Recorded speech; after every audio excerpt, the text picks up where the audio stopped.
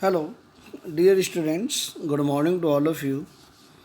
Today is the lecture number 3 for class 11th and chapter is the work, energy and power. तो बेटे आज हम जो बात करेंगे बेटे सबसे पहले हम बात करेंगे बेटे kinetic energy and it's derivation.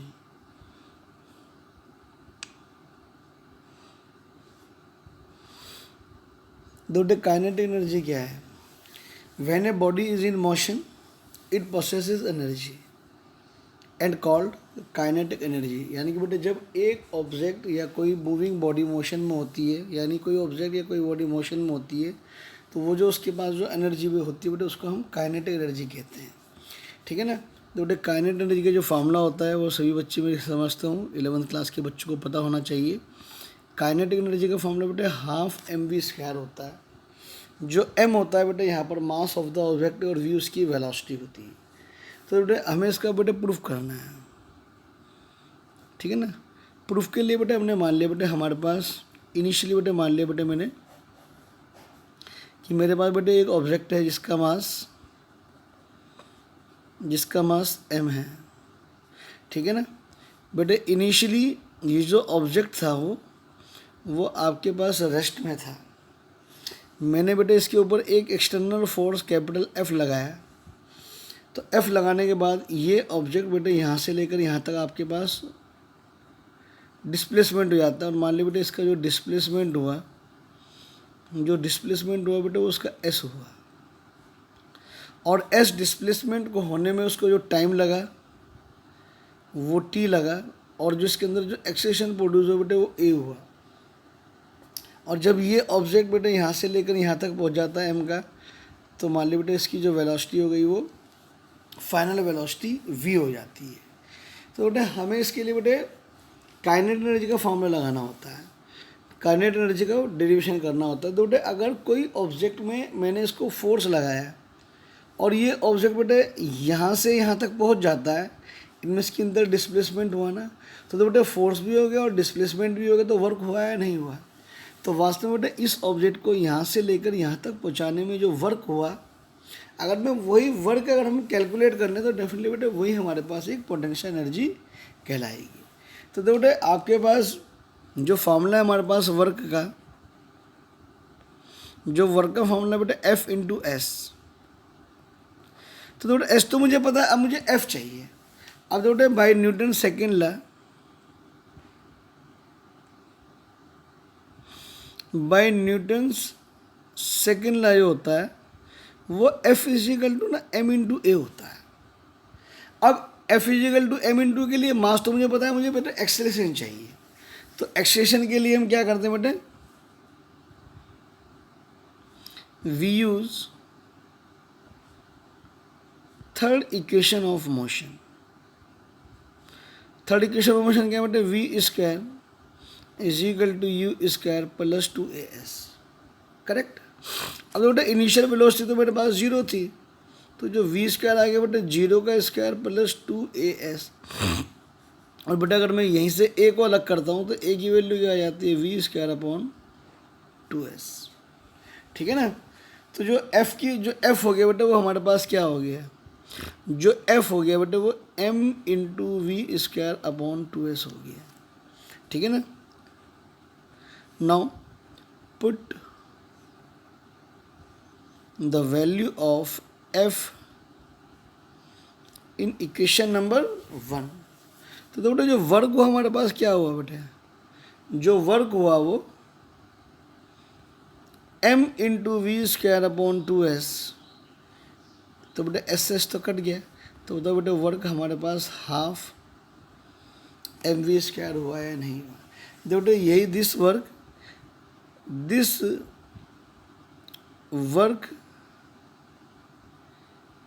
Changed into kinetic energy. यही वर्क बेटे हमारे पास काइनेटिक एनर्जी में बदल जाता है. तो काइनेटिक एनर्जी क्या होगी, W equal to kinetic energy. Symbolically बेटे इसको K से भी लिखते हैं, बहुत सी जगह बेटे इसको EK से भी लिखते हैं. तो बेटे फॉर्मूला बन जाता है हाफ mv स्क्वायर. तो ये बेटा आपके पास काइनेटिक एनर्जी का डेरिवेशन आ गया.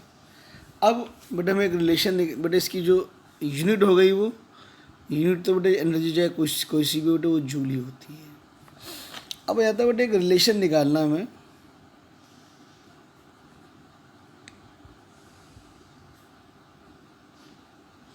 रिलेशन बिटवीन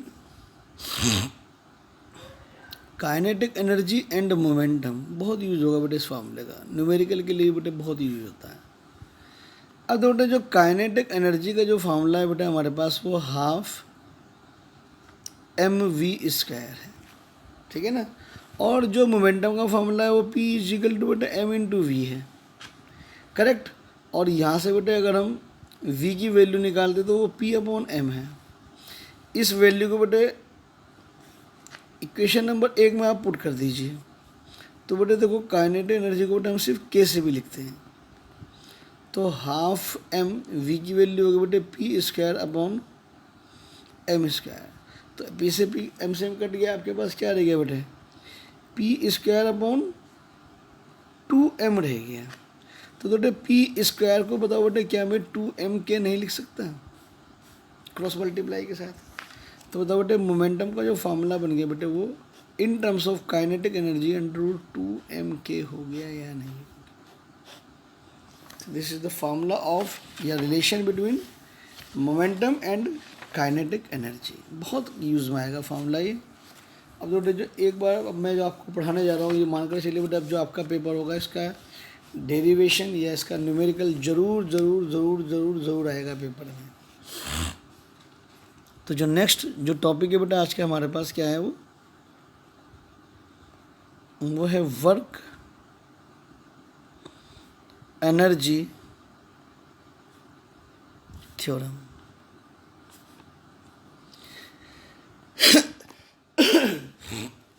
तो बेटा वर्क एनर्जी थ्योरम इंपॉर्टेंट है, तो बेटा इसका स्टेटमेंट भी हम लिख देते हैं।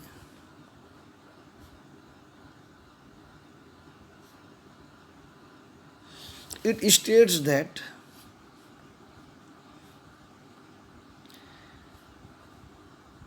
the work done by a force on a body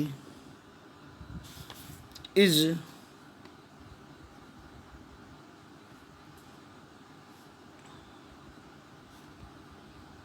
equal to the change produced in the kinetic energy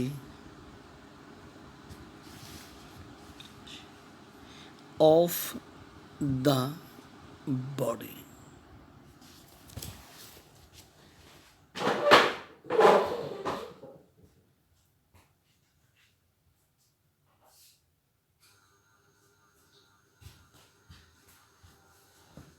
तो बेटे जरा लाइट ने डिस्टर्ब करा था, लाइट भाग गई थी बेटे जरा। तो बेटे वर्क एनर्जी थ्योरम क्या कहती है, ये स्टेट करती है बेटे कि जो वर्क होता है किसी ऑब्जेक्ट पर फोर्स के द्वारा वो वर्क इक्वल होता है उसकी चेंज इन काइनेटिक एनर्जी के बराबर। मान लो बेटे एक ऑब्जेक्ट है, उसका जो m है वो मास ऑफ द बॉडी है, मास ऑफ द बॉडी है, करेक्ट। और u इसकी बेटे इनिशियल वेलोसिटी है, u क्या है बेटे उसकी इनिशियल, और v उसकी फाइनल वेलोसिटी है।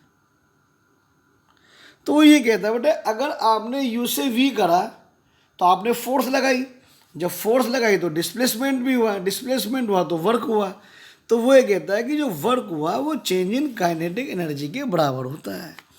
दैट इज जो वर्क हुआ वो half mv² minus half mu² हुआ। It means final kinetic energy minus initial kinetic energy के बराबर हुआ। वो ये कहना चाहता है आपसे। तो बेटा अब हमें इसका प्रूफ करना है, इसका proof by third equation of motion, बेटे v square is equal to u square plus 2as होती है। तो बताओ बेटे इसको मैं v square minus u square is equal to 2as लिख सकता हूँ, लिख सकता हूँ। अब इसको बेटा मल्टीप्लाई कर दीजिए बेटे आप। अगर बेटे मैं इसको मल्टीप्लाई कर दूँ by half m on both the sides, हम बेटे दोनों ही तरफ से हाफ एम से मल्टीप्लाई कर देते हैं। Half m v square minus का half m u square 2as into half m. ठीक है, ठीक है। तो आपके पास क्या बन गया बेटे, ये तो बन गया बेटे m इंटू ए इंटू एस, और ये क्या बन गया बेटे f इंटू एस। तो ये तो बेटा आपके पास एस डी सी चला आ रहा है। तो बताओ बेटे जो f इंटू एस हो गया बेटे वो क्या बन गया, वर्क बन गया या नहीं बन गया। तो बताओ बेटे work is equal to half m v square minus का half m u square means initial kinetic energy minus का फाइनल काइनेटिक एनर्जी। आया या नहीं आया। तो बेटे ये जो डेरिवेशन होता है बेटे, ये जो डेरिवेशन होता है बेटे, ये एक कांस्टेंट फोर्स के लिए होता है। ये किसके लिए बेटे, कांस्टेंट फोर्स के लिए। अब वर्क एनर्जी थ्योरम का बेटे एक लास्ट थोड़ा सा छोटा सा टॉपिक बचता है, उसको भी खत्म कर देते हैं। Work energy theorem for variable force.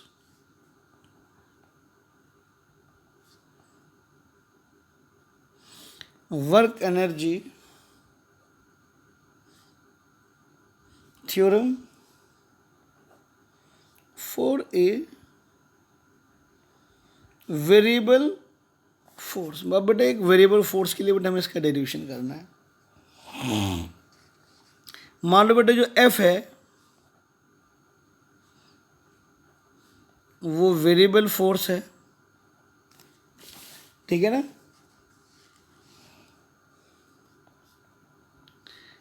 M mass of body है, और बेटे मान लिया बेटे जो ds है वो स्मॉल डिस्प्लेसमेंट है, ये very very small displacement for F के लिए। तो बेटे स्मॉल डिस्प्लेसमेंट के लिए स्मॉल वर्क होगा, तो वो d W is equal to बेटे एफ इंटू डी एस हो जाता है। अब ये बन गया बेटा एफ इंटू डी एस। अगर मान लो बेटा फोर्स और डिस्प्लेसमेंट दोनों एक ही डायरेक्शन में, तो थीटा हो गया 0 और कॉस 0 हो गया आपके पास 1। तो बेटा मेरे पास जो स्मॉल वर्क आ गया वेरिएबल फोर्स के लिए वो क्या आ गया, d W is equal to f into d s. अब again by Newton's second law. अब बेटा न्यूटन्स का सेकेंड लॉ क्या कहता है हमें, जो न्यूटन्स का सेकेंड लॉ कहता है वो क्या कहता है बेटा, f is equal to m into a. और तो बेटे जो इंस्टेंटेनियस एक्सेलरेशन होता है a is equal to d v upon d t होता है, ठीक है ना।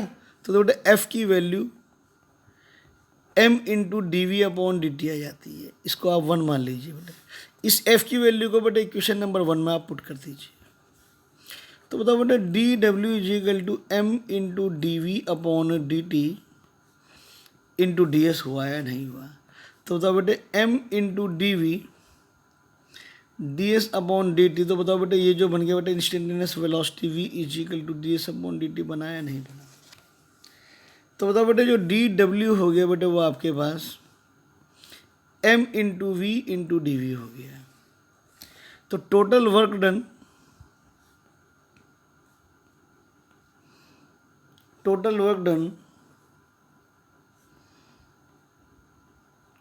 from initial velocity u to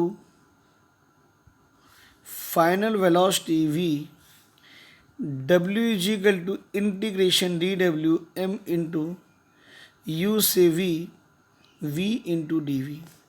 तो m v का इंटीग्रेशन हो गया v स्क्वायर अपॉन 2, ये हुआ u से v, तो m into v square upon 2 minus का m into u square upon 2 is equal to half m v square is equal to half. तो बेटे वही आ गया बेटे w is equal to final kinetic energy minus initial kinetic energy.